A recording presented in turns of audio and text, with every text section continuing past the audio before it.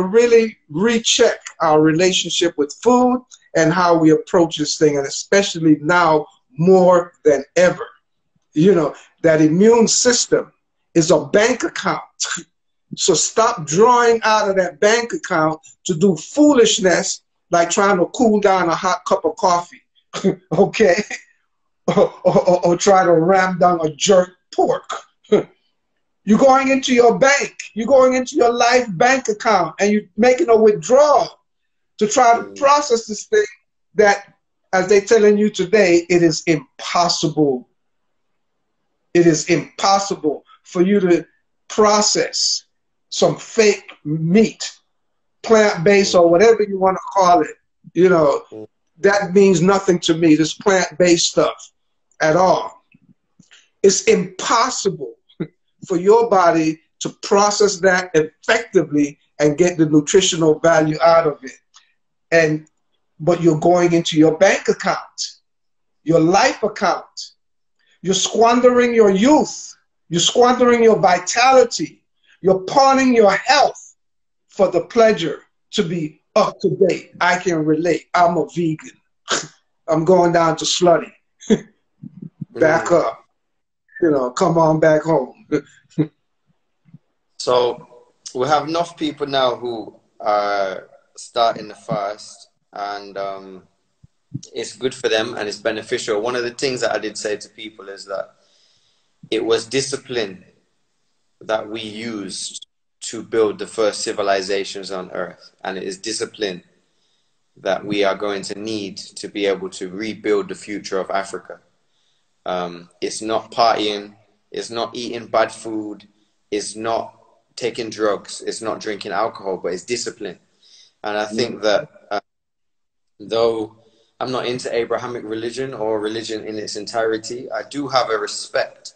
Like when I go to Congo, I stay in a monastery with the monks. And when I'm in the east of Congo, I stay in a nunnery with the nuns, because these people are doing devotion every day, praying every day, fasting regularly. And there's a respect that I have for that level of discipline. But you don't necessarily need to have a religion attached to it, because also spirituality is in its entirety abstaining from everything, abstaining from sex, abstaining from food, abstaining from pornography, abstaining from violence, abstaining from drugs, etc., etc. And I felt that during the fasting periods, I have felt of my most productive and also of my most spiritual, because I don't have nothing to eat, and it's humbling me not having anything to do apart from be inside of my own brain and be inside of my own body. And so we just want to thank you for kind of putting this on, because one of my brethren, he was doing the fast, the 36-hour thing.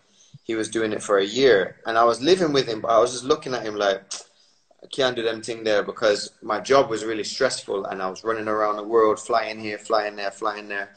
And now I've came to this place and the whole world's had to sit down and the whole world has had to have time out. Is now, what are they doing in the time out? Are they looking after themselves, or are they just consuming Netflix, consuming too much food, consuming too much alcohol? A lot of people are drunk by 12 midday, by 1 noon. And I figure that actually we can keep this going indefinitely, because you've been doing it for 51 years, but I know that I have, you know, a potential 51 million people to bring to this thing, so that when everybody is fasting, the reason why we are doing it on Sunday is because I got to ease people in. So we do it from Sunday till Tuesday. And the reason why we do it, a lot of people still want their weekend to do whatever is, you know, the weekend, after they've had the weekdays of working 9 to 5, and then they want to have their weekend so that they can wake up in the morning and celebrate death or whatever people do, eating all of the eggs and the bacon and the whatever. But I figure that actually when all these people are fasting at the same time, that is creating a collective consciousness, because now everybody's speaking to each other. They're using the hashtag. They're starting to think about people who aren't eating, and they're starting to think about the other people who are fasting. So essentially creating a big community, and I'm going to use my platform to forward that and grow that. But hopefully by the time that you're done with your feast, your juice fast and your juice feast and your water fast, we can be in Ghana. Right now, I'm waiting for the world to open up. Did it vex me? I'm just like, when is the world going to open up and the flight's going to start back? Mm-hmm. Yeah, well, I'm absolutely looking forward, you know, and this is also part of my, you know, getting ready, you know, getting ready, man, you know, because we got to shed a lot of this stuff. You know, we can't take a lot of this stuff back home, man, you know, on every level, you know, and fasting is one of the best ways to just rid your life of excess, period, you know, and especially, you know, excess waste that we pack within, you know, because this is what really holds us back tremendously. Because, you know, the gut is part of the brain, you know, and if you cannot discipline your gut, you cannot discipline your gut to go without food for a few hours, then it's hard to discipline a lot of the other stuff that we got to deal with, especially mentally and deeply spiritually as well. So let's master the gut, you know, let's master the gut, man, and be in a position where you know you can just turn it off and shut it down at will, at will, you know, because this is the way I move when I'm traveling, say, on airplanes, and I got, you know, a 12-hour flight or something like that, 8 hours, you know, I just load up before I get on the plane. You know, I drink a gallon, 2 gallons. I'm going with a belly ready to bust. But I get my aisle seat close to the bathroom because I might get up 10 times and go urinate. And that's all I'm doing while I'm up there. Because one of the last things you even want to do when you're in flight is to try to digest. Your digestive system can't work when you're up there. So eating those meals, so I stay away from that.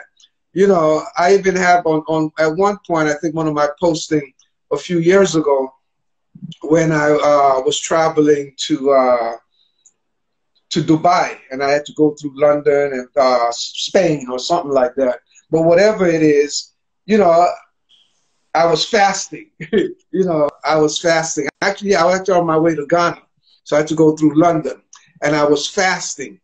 You know, and they, you know, I ordered the vegetarian meal. So let me just order this. And I got this. You go to my Facebook and you look and you'll see all of this stuff. I got the plate, open it up, take a picture of it, put it back in the bag, and I get to the airport. When I changing plane, I just go find orange juice. That's usually probably the only thing you can find, possibly, that's fresh. Because we don't drink their water, nothing. So I'm prepared in a lot of these situations. If I have to do a dry fast, a breatharian fast for 8 hours, 10 hours, 12 hours, 24 hours, 36 hours, I'm prepared to kick that in because I would not even drink their bottle of water at all. You know, no processed juices or anything like that.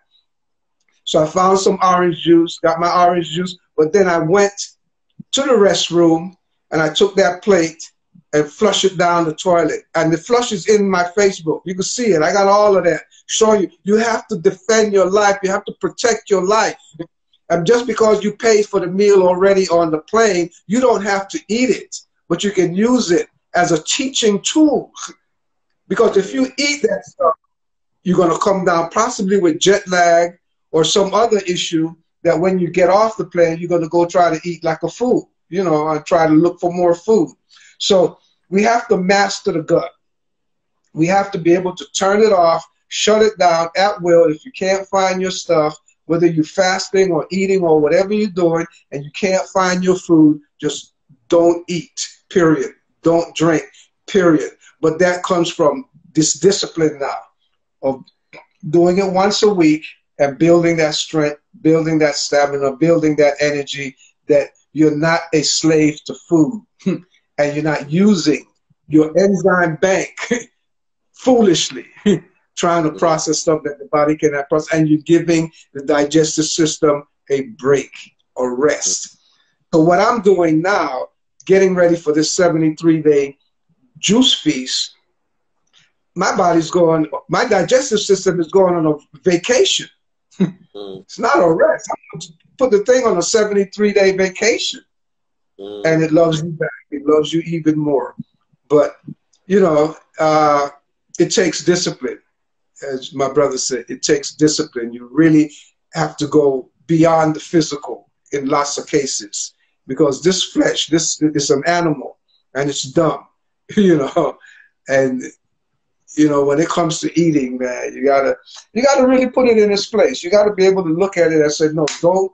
Yeah, you got that box of vegetarian food on the plate, but you're not going to eat it. It's not for you. This is an educational box. I'm going to take pictures of this thing, and I'm going to show my students what to do with it. Flush it down the toilet. So you got to be able to deal with that animal that you live in and put the thing in place. You know, smack it if you got to, and let them know who runs the deal. I, spirit, run this life, not you. And the mind, you got to put him on your side. Your mind has to be your best friend to keep that little animal, that beast that you live in. Keep him in check. Because what has happened is that the beast and the mind kind of got you like the tail being wagged. You know, so you as spirit, you know, this is a temple. Your body is a temple. And for you to live in there in peace and do your meditation and all of these things, you cannot have that little creature farting and sneezing and snoring. You want a full temple. So you got to put it under control and make that mind go to work for you. You know, and let them know, I, spirit, run this life, okay? I agree. Yo, I forgot now to grab a watermelon, and I forgot urinate, but I'll come back in 30 seconds, 1 minute, see? Yes, sir. I'm going to take a minute too. All right.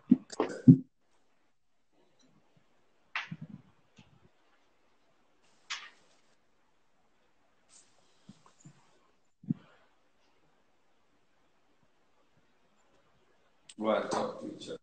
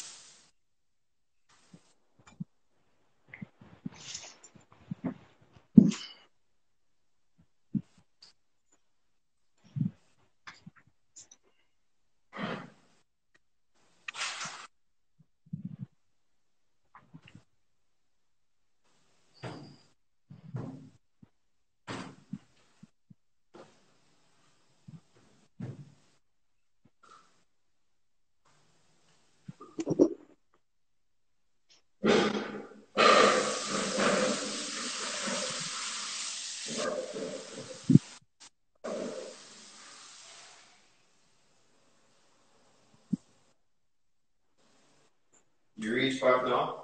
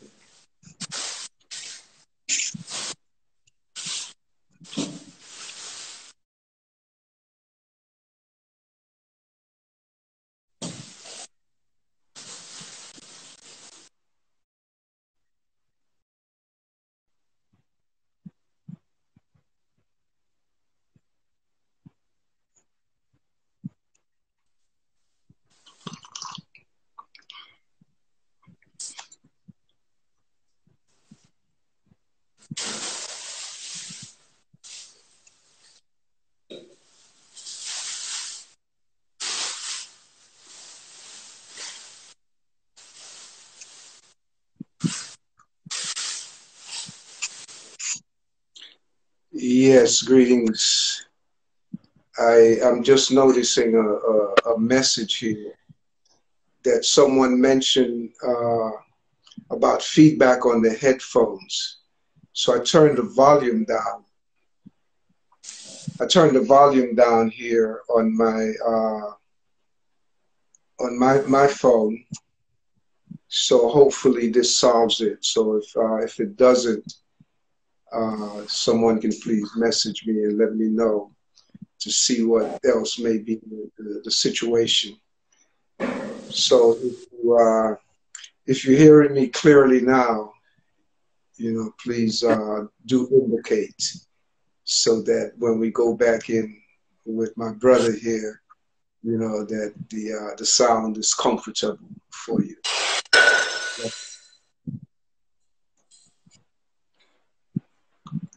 Yo.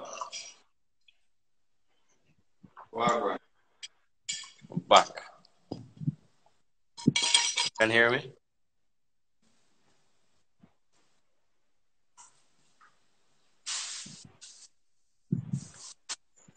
Yeah, Uncle, you can hear me? Or you can't hear me?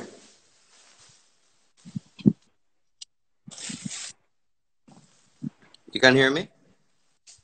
Yeah, I can hear you, yes. Yeah, I adjusted the volume on my microphone because I see a message say that there was feedback. So did you get a feedback from me? From No, I can hear my you microphone? fine. You hear me clearly? No. You're not hearing me? Yeah, good.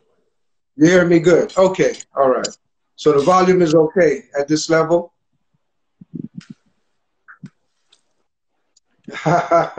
Rambutan. Oh, yes. Yes, yes. Mangostan. What is that? Longan? Yes. No.